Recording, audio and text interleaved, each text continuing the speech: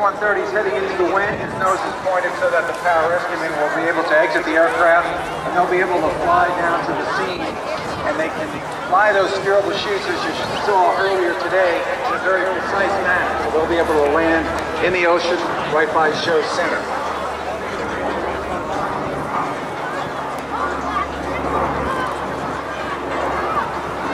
The 106 is responsible for space shuttle rescue, among many other things. We have a combat search and rescue mission, work overseas in Iraq and Afghanistan and at the Horn of Africa, but we also do a lot of civil SAR. One of our more interesting missions is space shuttle rescue. If the space shuttle astronauts actually bailed out and found themselves in the water, our pararescuemen would deploy, as you see them now, fly their chutes to where the survivors are, and then prepare them for pickup by the rescue helicopter. The C-130 first flew back in 1950 and has served and is still coming off the production line new today. Since that time, the service I went with 1955, I think, Mike, it is pretty incredible. But up above those canopies, those square canopies, not unlike those flown by the Golden Knights, and they're going to be able to guide themselves to a pinpoint spot right wherever they want to land, right? Those chutes are actually the same as the old chutes. They're very, very maneuverable.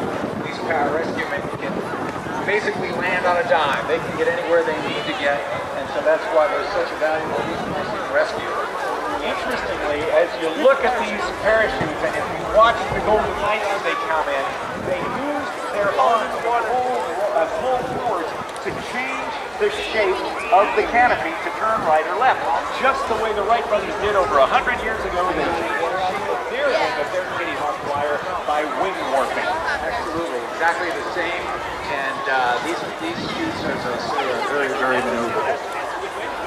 They typically have a forward speed of about 22 miles per hour, and those things about, the ones we're seeing, I think about 265, 285 square feet of wing area, and so as the wind gets stronger, they're working hard to get what we call penetration into the wind, so they can put themselves down right where they need to be. Yeah, that's right. They did a great ride today, and a great view because of that wind. They're able to hang out there for a long period of time. If actually the space shuttle astronauts were in the water, each of these pararescuemen would try to spot them in the ocean and fly specifically to that spot. I want to introduce these pararescuemen because as they come lower, they're going to be able to hear you. We've got under the canopy Tech Sergeant Art Backus, Master Sergeant Mike Murphy, and Staff Sergeant Richard Miller about to enter at show center. You like the parachute, huh? Now they're dressed for being in the water, right? Yeah, they're all set. They've got a special rig that they wear for water entry. Once they get in the water, they're going to have to release those parachutes pretty quickly, because if they don't, the parachute can actually drag them underneath the water. So they need to be careful as they make their water entry. You'll see that the parachutes are separated from them shortly after their legs enter the water. Now normally, if they're going in on a real rescue, they don't care much about the parachutes. They want to get to the people who need to be rescued. Michael! Alexa! Right? Yes, they will. They're a little bit expensive, so and I'm accountable for them, so I got to make sure they get back. Yeah, I think in the open market, if you're trying to buy a canopy rig like this, it'd be around $6,000. So at least for the military specifications required on these parachutes. As they enter the water again, they're going to pop where the survivors are, and we're going to work with them. We actually have a simulated survivor that's being inserted by the boat that you see at show center. While that's happening, they're in radio contact with the C-130 and also with the rescue helicopter, which is preparing to come by and to pick them up. So in other words, these jumpers are just on the water still, and they're all in their special rig. They actually got ready up in the aircraft. It's difficult for them to talk while they're flying, but once they get in the water, they can establish radio contact with their handheld radio, which are waterproof. Wow!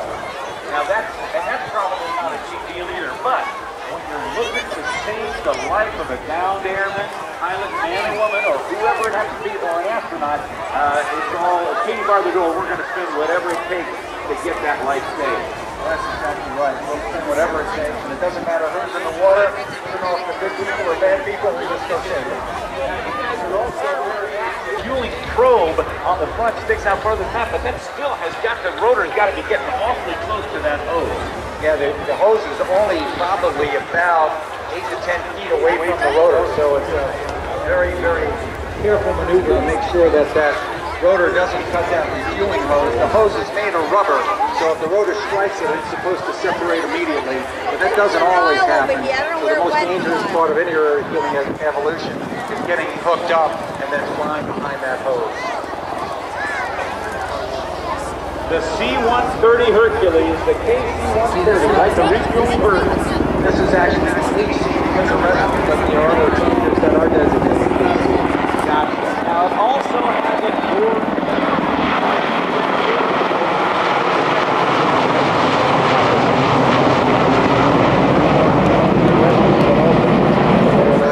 It works very hard overseas in both Iraq and Afghanistan, providing supplies and moving people and equipment over around Southwest Asia. The helicopter's doing the hard work. They'll come back to the show center where the fighter is, and they'll prepare to get some to Pararescue, bring a helicopter ready to deploy and pick up our survivor. If you look at the orange movie, that shows the center of our survivor.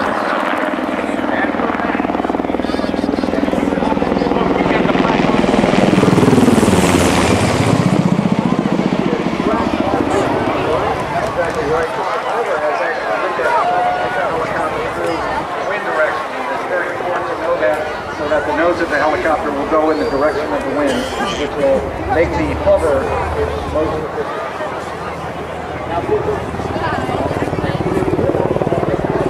The hover makes it so incredibly important, but as they get ready to go lift the pilots or the downed airmen out of the water, it appears to me that the pilot really doesn't have any idea where he is. The pilots are quite can see the survivor now, but they're going to have to fly 50 feet in order to put the food roll out where the survivor can be lifted into. If you look very closely, you see a pair of dangling feet out the side of the aircraft, and that's the Pararescue ready to jump into the ocean. He's got one things on, he's figured with scuba gear. He's about to jump in 3, 2, 1, there we go. Wow. Now, 1, then 2. Over in the water working. Now, one of the big challenges, of course, well, actually 3 of them. That's great. So there's 3 of them in the water to work on the survivor. And one of them force winds of the water as they're deploying into the ocean. Yeah, that black part is just it would cause somebody to drown if they're not really accustomed to working with that. When you say hurricane force winds, that's well over 100 miles an hour with the downwind. Right at the point of right beneath the aircraft, it's about 120 miles per hour, so it'll knock you over. So it gets out of the way, and they rely on one of the other flight members to make sure when they come over to pick them up, the flight engineer of the low HC-130 will say, forward 2, back to 1, exactly what to do. Exactly, as they approach this point, now the flight engineer is in command. He's the quarterback, and the pilots will relinquish control to him. Now, that flight engineer in the back is telling the crew how much further they have to move forward. The horsepower is involved, and it's driving that hoist, which is used to hoist up the survivor. Now, what is the capability? How much can that hoist lift? That hoist is very capable. It can lift up to 600 pounds. So roughly 3 people on the horsepower at once. I think the demonstration will probably be 2 at a time. There is also the military aviator is in the water. He's also worn a harness, a special harness, and my understanding is that enables them to do something a little different called a fast. Can you see? No, right behind me. There's the special training that will have a D-ring very quickly to the horsepower to get into the aircraft. The military aviator double pickup. Get in there, ladies and gentlemen, like here in Missouri. Rescue crews, how about that? Now, just about 12 o'clock, a little bit after, and what we're going to do is we're going to continue but we're going to do a second WHLI for the There's 2 more in the board. Did you see them? So where the hell is he going? Oh, he's dropping them off someplace. right after the news. This is They float it that way? Oh, I see. I see. He's coming back with the second pass. He's going to pick up the other two Pararescue and get the safety secured in the aircraft. The crew today is flying the aircraft. Lieutenant Colonel James Sengstack, and he's the commander of the 101st Rescue Squadron, or Helicopter Squadron. And the co-pilot is Captain Faith Bond. The flight engineer is Chief Master Sergeant Mike Newhood. The gunner is Senior Master Sergeant Jim McAlevey. And our Pararescueman, or Senior Airman Anthony Eustace, is First Lieutenant Glenn. These Pararescuemen have a very, very long training pipeline. It takes 2 years to become one of these elite special forces. They work in all environments, rescuing people, as we say. I was coming up on a ladder. Very highly trained, in terrific physical shape. You'll see a demonstration of their physical fitness right now as you see a rope ladder that's just been dropped from the helicopter. That's about a 20-foot line, 120 knot winds. So first of all, they're swimming over to the bottom of the ladder. Looks like they've secured it. One of the Pararescue people hold it in place as the other one under the board. So if you give a little bit of a motivational round of applause, I'm sure it'll help them get to that helicopter.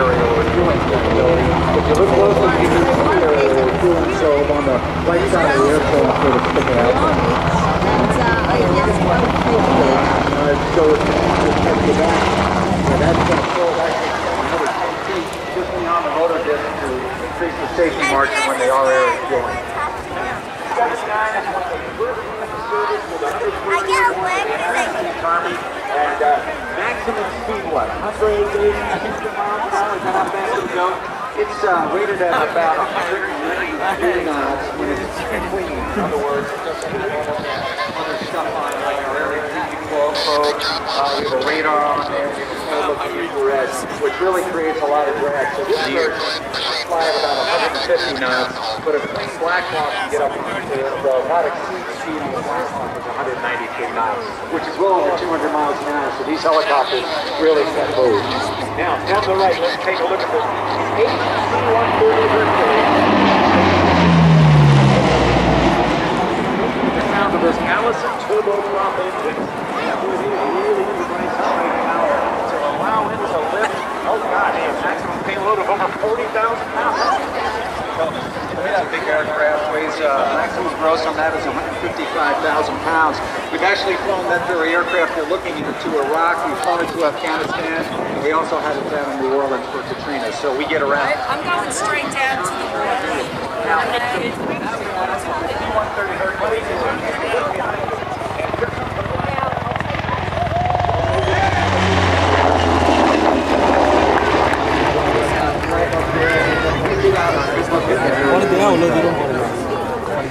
now coming in from the right with a 132-foot wingspan. Take a look at the HC-130 Hercules. Now, this has been used by the United States Coast Guard, the Air Force, the Army, a number of different air forces around the world. Over 2,000 being built, still coming off the production line new today from the folks at Lockheed Martin. But believe it or not, they for a naval officer actually flew this thing onto an aircraft carrier. We're back with more of the 2008 17th Federal Credit Union Airshow as the Black Hawk comes into the West. Hercules, flown by Jim Blackley. The accident, the Navy was looking to see if they could actually use their opportunity of an aircraft carrier. And then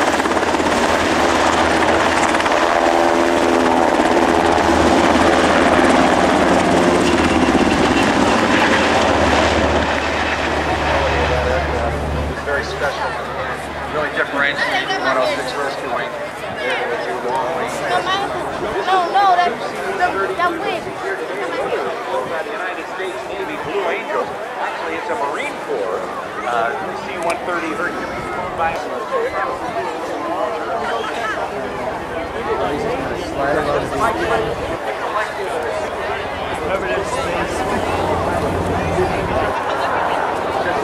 example.